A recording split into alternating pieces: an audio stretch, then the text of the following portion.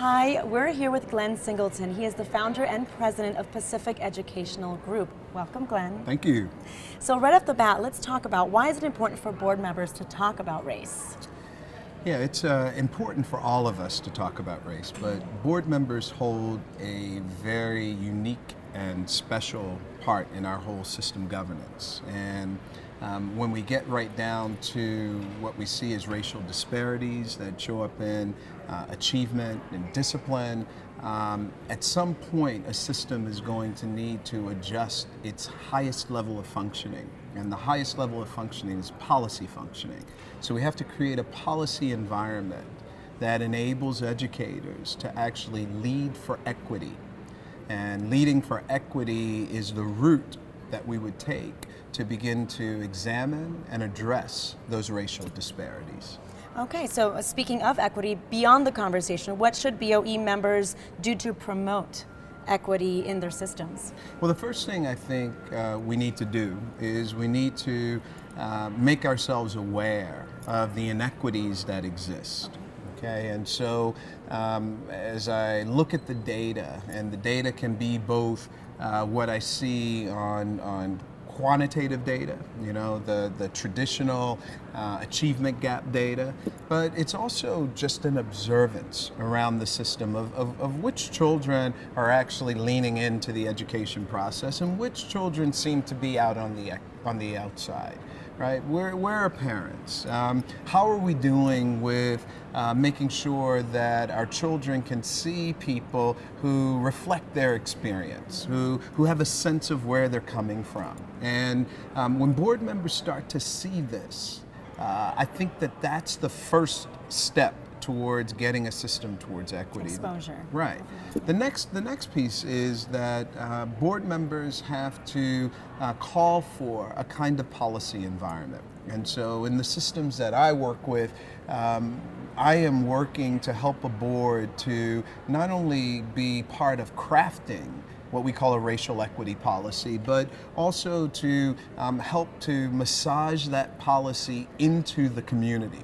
Because many community members might not understand the racial disparities, the racial gaps, and definitely might not understand the reasons for those.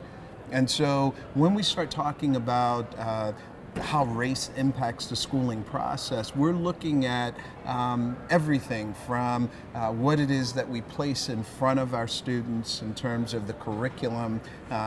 Does it reflect an experience that they can grow into? Do they see their image in, leadership? Do they see teachers who have experienced the kind of walks of life that they've experienced? And do they have teachers and administrators who are of high quality and have experience in raising achievement of the populations that we often don't raise the achievement to the highest level for. And now, is that across the board? Disabilities, ethnic backgrounds, Excellent. Equity cultures? is across the board. Okay, and in a short way of thinking about it, if a system shows a gap like this, right, that means that when students walk in, they're at different levels of achievement. Okay, and at the end of the day, if you can imagine that there's this third line here now, okay, and so that's the standard.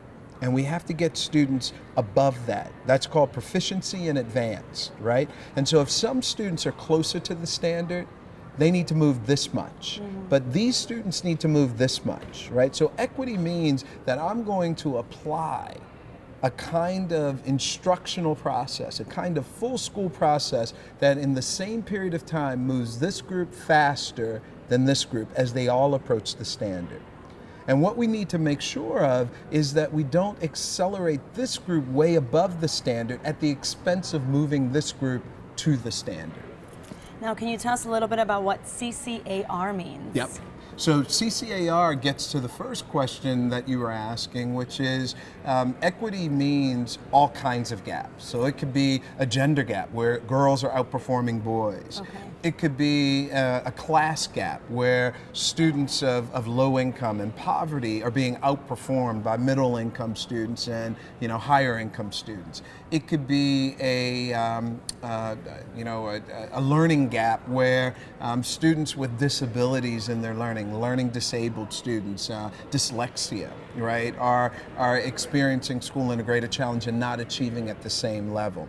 It can be a racial gap. Okay. Where black, brown, and indigenous students are not achieving at the same level as white students, right? Mm-hmm. And so when we look at all of those gaps, okay, a discipline gap, which students are being kicked out of school more often, when I look across those gaps for English language learning, for special education, for discipline, a pattern emerges. And that pattern is a pattern which shows that students of color, and particularly black students, are often at the lowest end of achievement and at the highest end for discipline and removal of school. And so the reason that we address race primarily is because we are able to get at many of the other gaps through race. It doesn't mean that the poverty gap's not important. It doesn't mean that the special ed gap's not important or the class gap, but it does mean that if I can look at race and make a difference in this for a larger group of students, some of them are in special education, some of them are being suspended more often, then in fact I can move a larger group of students. Equity is for all aspects of diversity. Racial equity looks very specifically at how these gaps are formed across the different racial groups. Courageous Conversations, which was your question, yeah. Right? CCAR stands for Courageous Conversation About Race. Okay. And what that is it's a protocol that effectively enables people, regardless of their racial background and regardless of their racial consciousness, how much I know about race, how much I'm able to talk about race, what background I come from, can all come together and have a conversation using a common way of talking about race. And so if I can teach people how to talk to each other and to listen to each other about, these topics that throughout time have been very hard for us to talk about, then I believe that the educators can lean in and actually begin to create schools that work for all children. A lot of wonderful information. I've learned a lot, definitely. Is there a site or a place that our watchers can visit to learn more about the Pacific Educational Group, about CCAR? Absolutely. We have a website. It's www.courageousconversation.com. And when you go to that site, you will see a variety of places to explore the kind of work that we're doing.